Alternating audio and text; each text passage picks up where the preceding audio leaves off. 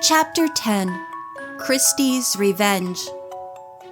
For a few seconds, I felt as if I had just stepped out of a dark movie theater into the blazing noontime sun. I could barely see, and I was so dizzy I had to sit down. The world spun, and I clung to the grass, nauseated. Gradually, the trees stopped swaying, and I could look around me without feeling sick. I saw the stairs to our apartment. I saw the tree in Kristi's yard. I saw Mom's car in the driveway. All the familiar things whose presence I'd taken for granted until Snowball led me away from them. I was back, and to my relief, nothing was changed. I took a deep breath and looked behind me at the hedge.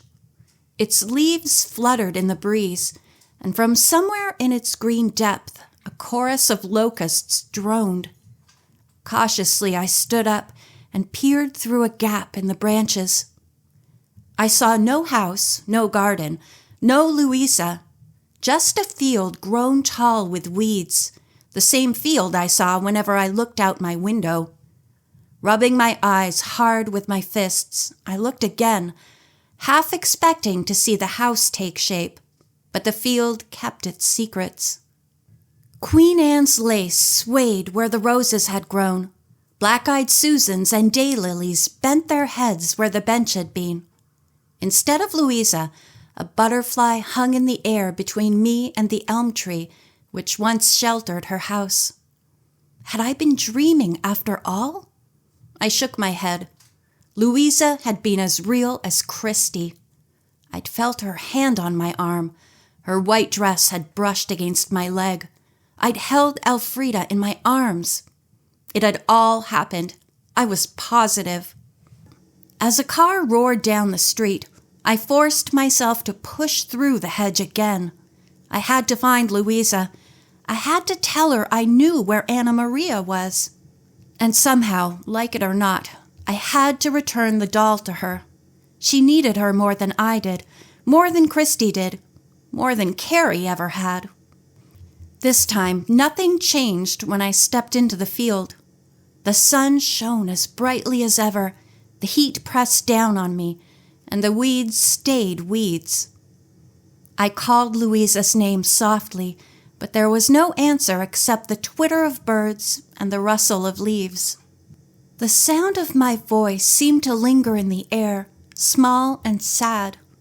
I walked farther into the field, pushing my way through waist-high pokeberry bushes, seeking the spot where Louisa's house had stood. All I found was the foundation, its sides crumbling away.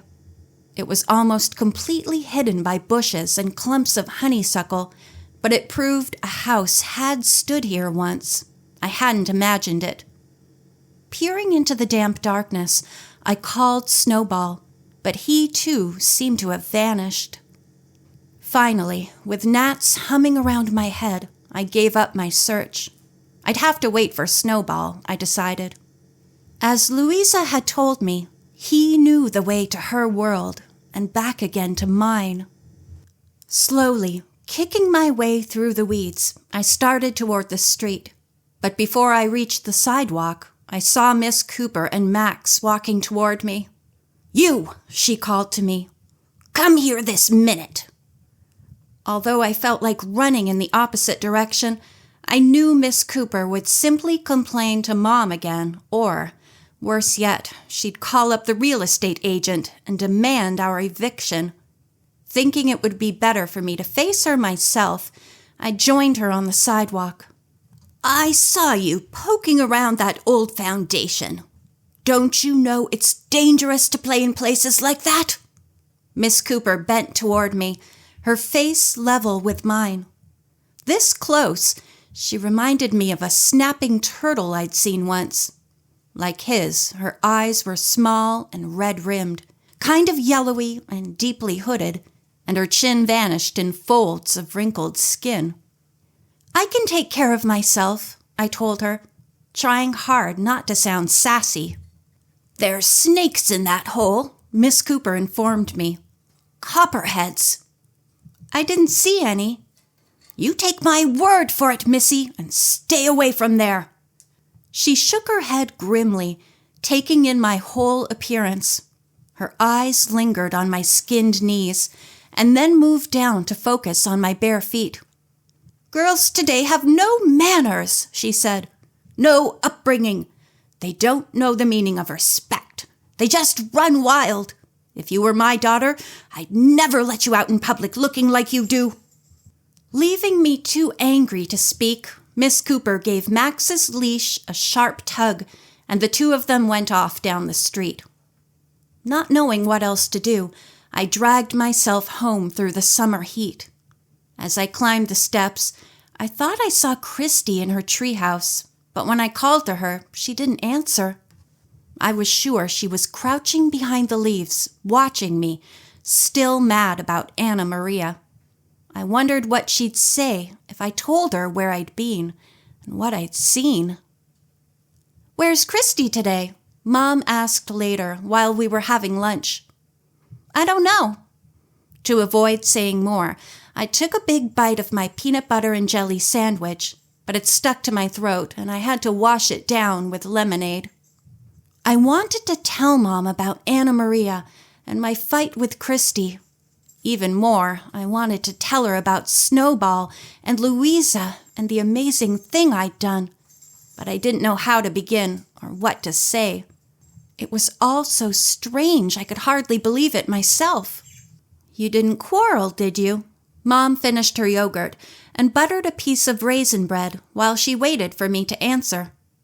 "She's only 7 years old," I said after I'd choked down the last of my sandwich. "What's that got to do with anything?" "I'm almost 11, I reminded Mom. "I don't like playing with babies." Pushing back my chair, I took my plate and glass to the sink. "Do you want me to wash the dishes so you can get back to your typing?" I asked Mom. "Are you changing the subject, Ash?" Mom stood up too, but as she passed the window, she glanced down into the yard. "There's Kristi now," she said, "talking to Miss Cooper." I ran to the window. Sure enough, Kristi and Miss Cooper were standing in the driveway under Kristi's treehouse. While I watched, Kristi pointed to the garden, and she and Miss Cooper set off across the lawn. As they disappeared into the shrubbery, I felt my knees go weak. Mom turned to me.